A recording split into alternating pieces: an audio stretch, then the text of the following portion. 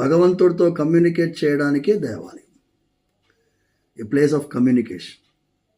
ఇప్పుడు మీకు అర్థమయ్యే భాషలో చెప్పాలి అంటే భగవంతుడికి 2 అడ్రస్ ఉంది.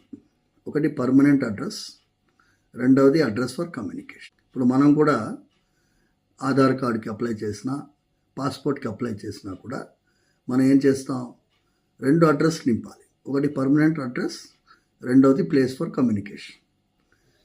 అలాగే స్వామివారికి కూడా 2 అడ్రస్లు ఉన్నాయి. ఒకటి వైకుంఠం కావచ్చు, తిరుమల కావచ్చు, అది పర్మనెంట్ అడ్రస్. రెండవ అడ్రస్ ప్లేస్ ఫర్ కమ్యూనికేషన్. ఆయనతో మనం కమ్యూనికేట్ చేయొచ్చు, స్వామివారితో. అదే దేవాలయం. మీరు అక్కడ వెళ్ళి స్వామివారిని ప్రార్థిస్తే ఆయన మీతో ఏమి కావాలో, మీకు ఏమి అనుగ్రహించాలో, మీకు ఏది మంచిదో ధర్మం ప్రకారం అనుగ్రహిస్తారు.